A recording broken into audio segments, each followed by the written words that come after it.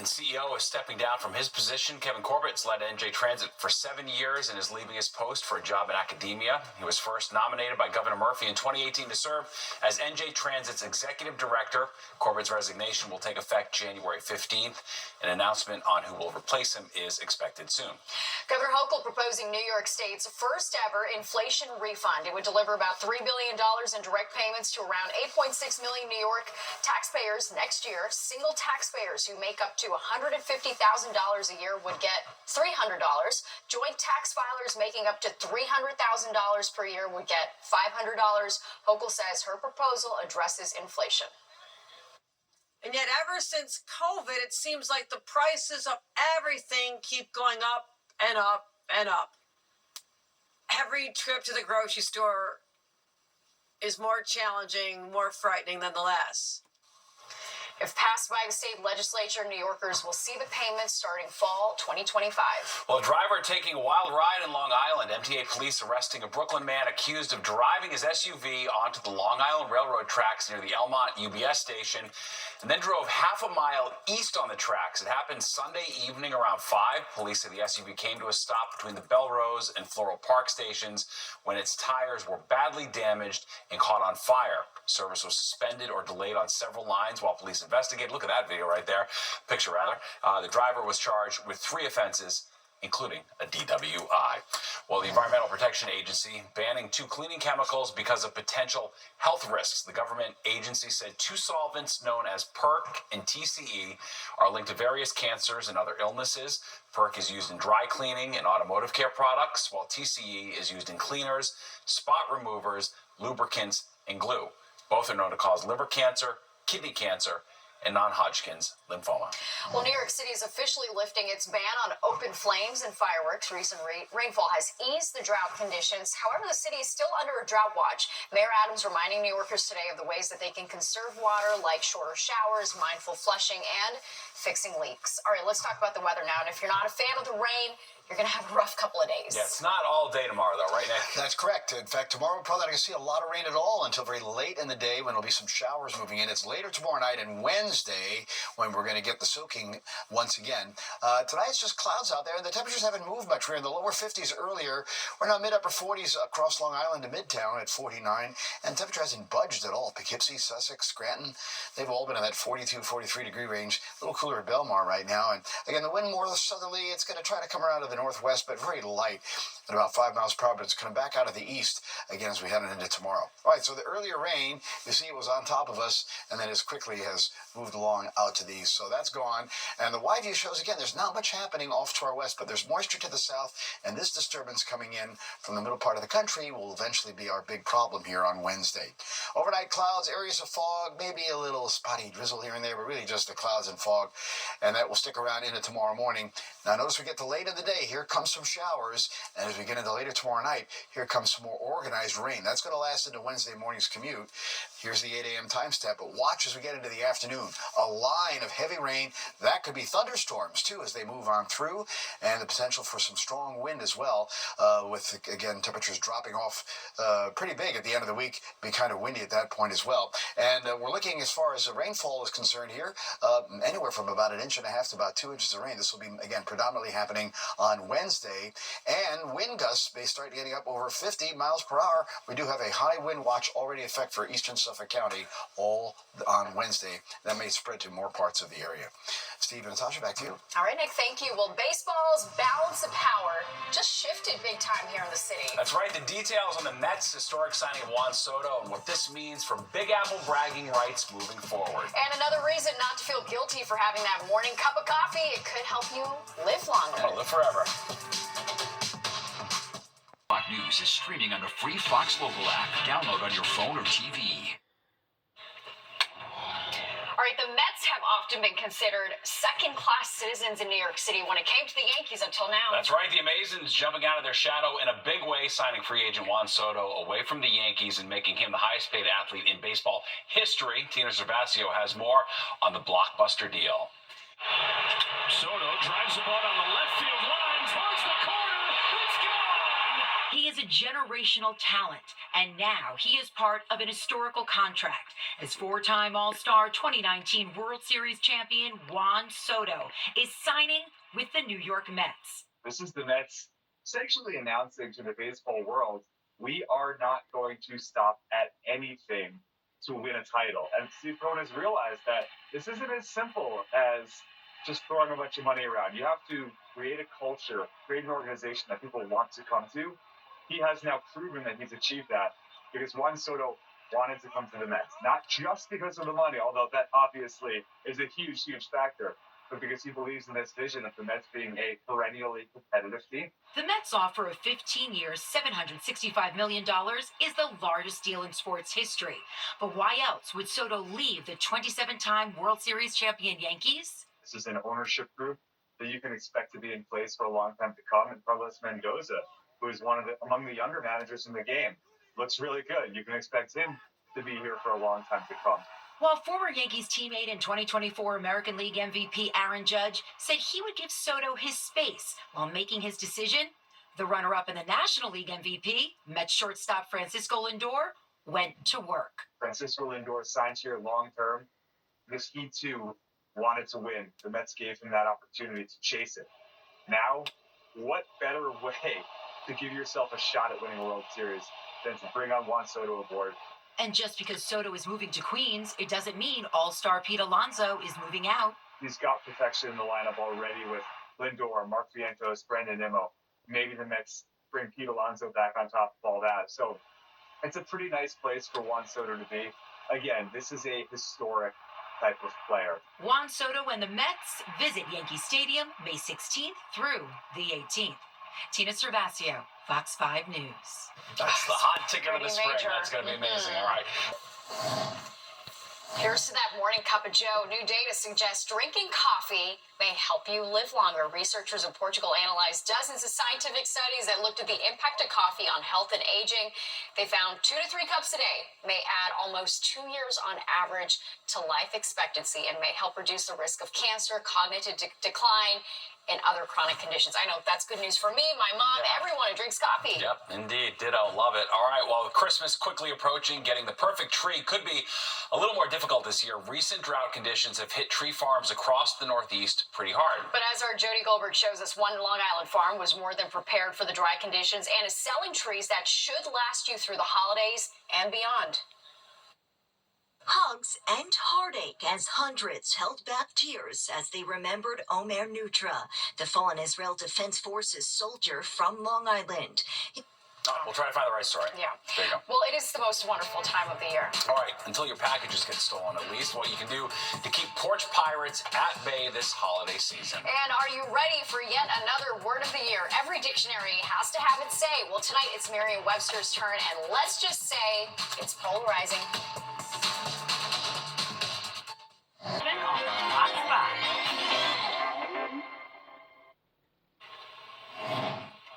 We are in prime porch pirate season. Yeah, unfortunately, and that means everyone's looking for ways to keep their holiday packages safe, especially here in the tri-state. According to Safewise.com, porch pirates cost New Yorkers almost $1 billion in stolen goods last year. That's more than any other U.S. city.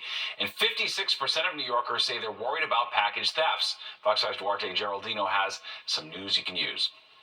This guy on Long Island doesn't waste any time. He scoops up a Dyson vacuum worth hundreds of dollars right off the porch, seconds after the delivery driver leaves. All of a sudden, in 2 seconds, there he was. Erica Bernhardt's dad tried to catch him, but he was too quick. He actually had the door open, car on, he was ready to go. Porch pirates? They strike hundreds of thousands of times each day in the U.S., especially during the holiday season. According to the 7th annual Package Theft Report from Safewise, nearly 92 million packages were stolen in 2023. Have you ever heard the term porch pirate before? Yeah. I think I have seen YouTube videos of it. Liz Garcia has seen countless videos like this online.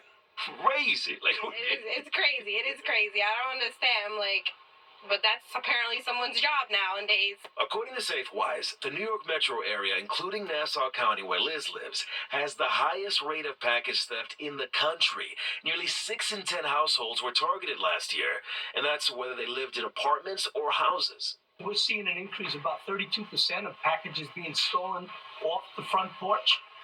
We're investigating several cases. We've made several arrests, but they keep coming because there is more and more deliveries done today than ever before. Porch piracy cost people in the New York area around $1 billion in losses last year. Nationwide, that figure jumps to $16 billion. It's gotten so bad, now you can buy insurance to protect yourself. Companies like Porch Pals charge about $10 a month for coverage. But if you don't want to pay, experts say opt into delivery alerts, require a signature, or make alternative arrangements like having a friend pick it up or having your package delivered to a locker. So what do you do to protect yourself? Most of the time someone's always home, so we try to keep on top of it, and I always make sure if a package just comes in, we text somebody, are you home? Can you bring it in right away? In Nassau County, Duarte Geraldino, Fox 5 News. Yeah, that's really tough. It's a massive drag, no doubt about it. Yeah. All right, let's go to Nick now for a look at the forecast. We get some rain in the forecast, not the whole day, and the good news is it is milder than we saw. Last Friday, it got real cold. It sure did, and then we at least recovered into the 50s here yesterday and today, and we're going to be over 60 at one point this week, but as I say, it's going to come at a price. So while we're done with the rain, pretty much for tonight, that rain will come back with a vengeance by Wednesday. Again, just clouds overhead. There are going to be some areas of fog overnight. 51-44 today, so again, that 44 is closer to what the high should be, so above average there, but the record low is 7, 1876, 66, 1966, sunrise 709 down 428. You're not going to see the sun tomorrow. It'll be covered up with the clouds as we are right now. Winds out of the southwest, 49 degrees. Humidity's up there. Pressure's rising quickly for the moment, 2997. Temperatures holding steady, though. We've been in the upper 40s all night long. A little cooler on the east end there, 44. Belmar, mid-40s. They were in the low 50s early, as you'll see. And the temperatures haven't moved much at all. Hudson Valley, North Jersey, into eastern Pennsylvania, they've been kind of stuck in the low 40s most of the late afternoon and evening. Wind is either calm or variable, and it's going to kind of stay that way. Maybe a northwest wind develops overnight, but it's come back around to the east tomorrow. So here are those highs again. Low 50s along the coast here, Long Island, down to Belmar. 40s as you moved inland. High 40s there up at Dutchess County. 51 there for Hartford. A little chillier at Albany, only in the 30s, and 40s going back Rochester to State College. And then we pick up 50s and 60s. You go down from Washington, D.C. into Virginia, and even heading down towards the Carolinas there, 50s and 60s. Chicago, Detroit sharing in the 50s. So we're going to see those 50s stick around here tomorrow. And like I said, as we get into Wednesday, we're going to flirt with or greater than 60 degrees around here. But you'll see what's coming. All right, so this system is moving along. That was our rain earlier, so that's gone. We're going to take a look at the wide view. And eventually, again, well, this kind of moisture is going to stay off to the south. But another system is going to come out of the middle part of the country, sort of getting itself organized here.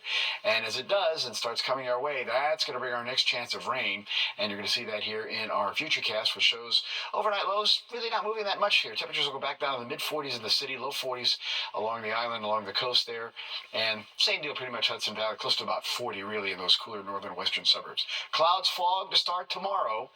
The rain holds off, though. You see, we get late in the day. Then we start picking up the showers here. Again, we'll creep back up into the lower 50s. Now, tomorrow night, more organized rain comes in. The temperature may actually rise as the night goes along. And here comes Wednesday.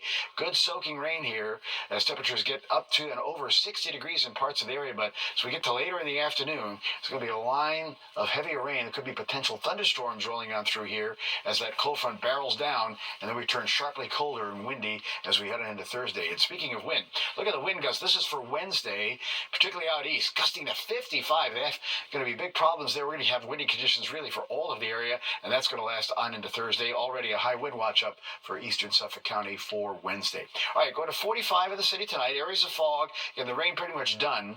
Low 40s north and west. Tomorrow, clouds, fog, most of the day. Late day showers as we hit 52 heading on into the afternoon. Here come the showers and rain and thunderstorms on Wednesday. A windy day at 60 through some of that rain heavy late in the day. Windy, much colder on Thursday, only 38. Look at Friday, morning low 25, stopping at 35. A little bit better on Saturday. Rain comes back for Sunday. We're back to 50 by Monday. Steve and Natasha? Very well. All right, thanks, Nick. We want to get back to that story on the health of Christmas trees in the wake of the recent drought conditions we've been dealing with. That's right. Here's Fox 8 Jody Goldberg with what you need to know. Timber. Let it fall. What do you look for in a Christmas tree? Symmetrical, fullness. It has to come to that point so that it holds the star the right way. Something that's going to feel very Christmassy and homey in the house. tall, of course, because I'm kind of tall. And how soon can you buy one? I think right after Thanksgiving, though, like, you can officially start planning the Christmas season and get the tree up. Elwood Christmas Tree Farm started selling trees the day after Thanksgiving. And since then, owner Lee Itzler says he's been busy. Both pre-cuts and regular. His 22-acre farm draws people from Manhattan to Montauk, and unlike other tree farms that may have suffered from the late summer drought, Itzler says putting seedlings in pots several years before lining them in the field gives his tree stronger roots. A tree that's 7, 8, 9 years old can tolerate a certain level of drought. As for how long they'll last, Itzler says if you're cutting it fresh from the field, you shouldn't have to worry about making it to Christmas or even after. Christmas trees, they won't show death until perhaps a month later. One of the tricks, if you want to see if you're buying a healthy tree, you can gently pull on the branch to see if any needles come off. You could also scratch the bark to make sure it's still green. All trees naturally drop up to 1/3 of the needles, and they always come from the inside. So if you have needles dropping on the outside, you have a problem. But to avoid a problem, Itzler says make sure there's plenty of water. As for urban myths, what about sugar or Sprite? The leaves transmit sugar down, and all they want from the roots is water and possibly nutrients. Itzler says tips and tricks on TikTok and other social media platforms aren't always right. So what can you do? You want to keep a tree away from a heat source. Keep the room as cool as possible. And for sure, at night, turn your lights off when you go to bed. Christmas tree secrets even Santa wouldn't tell. On Long Island, Jody Goldberg, Fox 5 News. I haven't got the tree yet. I'm still scarred. My tree last year dried up pretty quick, so... Listen, I have faith for you this year. Keep the faith. I like that. All right, tipping fatigue. We've talked about it all year long. That's right, but now that the holidays are fast approaching, we'll explore how tipping year-round is expected to impact year-end tipping.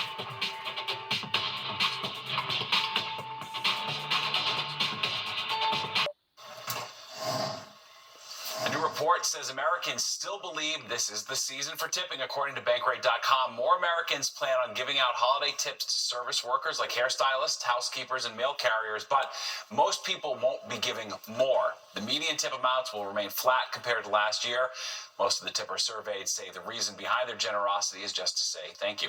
Well, Merriam-Webster revealing its word of the year for 2024, and the word is polarizing. And we can thank this year's election cycle for that word, with many people heading to the polls feeling that the opposing candidate was an existential threat to the nation. Merriam-Webster picks the word by tracking the most popular word search on its website along with its usage. Well, the Golden Globe nominations announced today, and Netflix's Amelia Perez leads the way. The musical drama nabbed 10 nominations, more than any title on film or TV. Amongst nominations are acting nods for its two stars, Carla Sofia Gascon and Selena Gomez. It's also up for Best Motion Picture, Musical, or Comedy against the blockbuster Wicked. Of course, both Cynthia Erivo and Ariana Grande respectively earned Best Actress and Supporting Actress nods as well. Last year's big winner, The Bear, earned 5 nominations, more than any other series. The Golden Globes air next month. And there is more of the 10 o'clock news straight ahead. But first, here's a look at what you can expect tomorrow on the roads and the rails. It's time for the...